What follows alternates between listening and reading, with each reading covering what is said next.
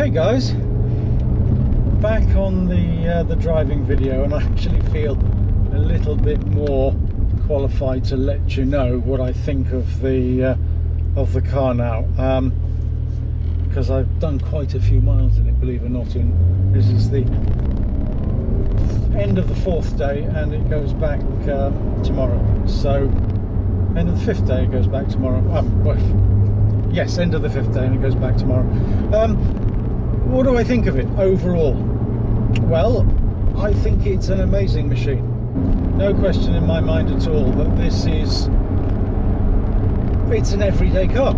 You know, it's of course it's sort of aggressive for an everyday car, but it's an everyday car. You know, it's reasonably comfortable. I mean, the trouble is, of course, I'm comparing it with the Panamera when I come to talk about everyday cars, but it's very comfortable. It's extremely fun to drive. The steering is fantastic. I mean, I'm really almost as good as the GT3, and I'm only saying almost as good because I'm biased. I can't have anything that's better than the GT3, but I do think that the steering in this is seriously, it's right up there. For an electronic system, just amazing, utterly amazing, and it's a comfortable place to be. Now, within that, I suppose, within these parameters, you have to say that it's still got a sports car suspension, but the suspension is fairly compliant, and I tend to run it around a little bit in with the dampers in sport, so clearly that's going to make the ride a bit bit harder than it would be if I didn't have it in there. And you know, if you take these lanes, for example, it's probably better to have it in the softest setting, because they have lots of dips and divots and goodness knows what else. So I mean, overall I think this has been an exciting, I've enjoyed this. I mean, I can't tell you how much I've enjoyed this. And I could see myself having one of these as an everyday car if they ever brought it out with a hybrid. And this platform is supposed to have space for batteries, and it's important to me now not to run the fuel once I'm inside the outskirts of London. And then 450 HP gives you plenty of poke.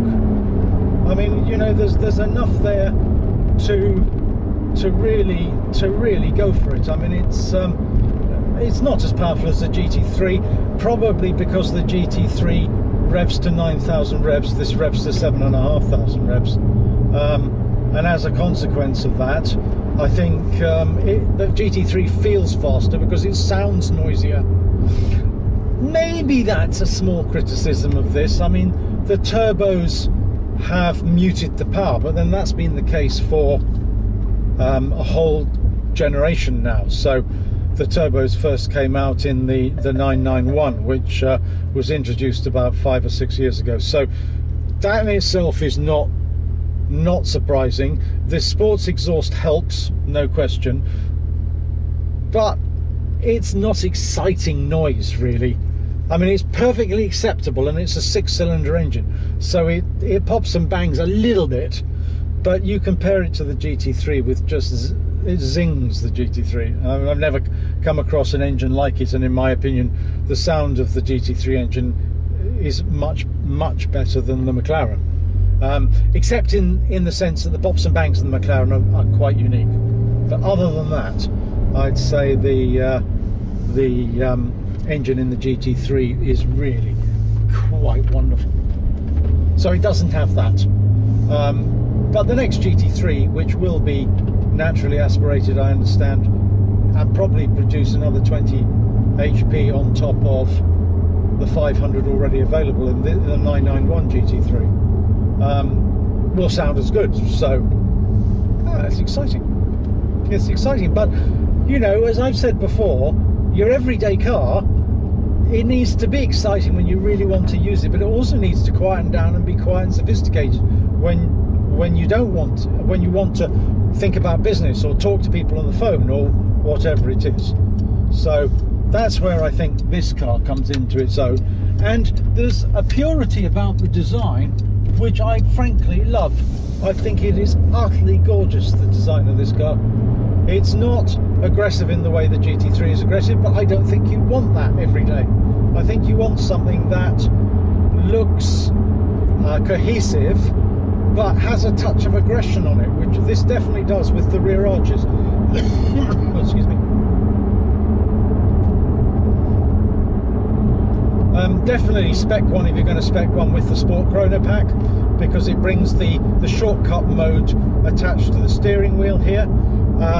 Definitely have the sports exhaust, because otherwise I'm not sure you'd hear them at all, except at the very higher ends of the rev range. I don't think I'd opt for the adaptive anti-roll PDCC, but I do think the adaptive dampers are useful. But you know, this car doesn't roll much. Now, I haven't had it on a track, so I don't know what it'd be like in the corners on a track. Maybe there you get the best benefit of the adaptive anti-roll. But overall, I just don't think it's an issue. I think that the car is beautifully balanced, and certainly round the lanes, it has a compliancy and a road holding capability that is way off the scale in terms of my ability to push it further on the road. I mean, there is a tendency with all hugely fast cars now to end up going too fast because they just accelerate quickly.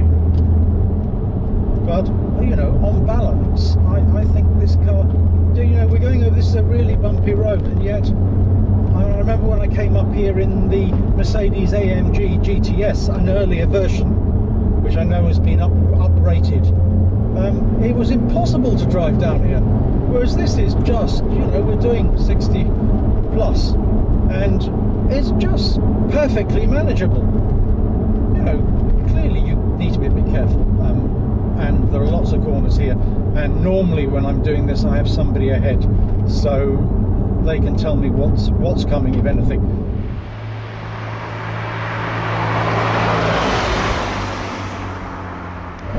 So what would you say in conclusion about this car?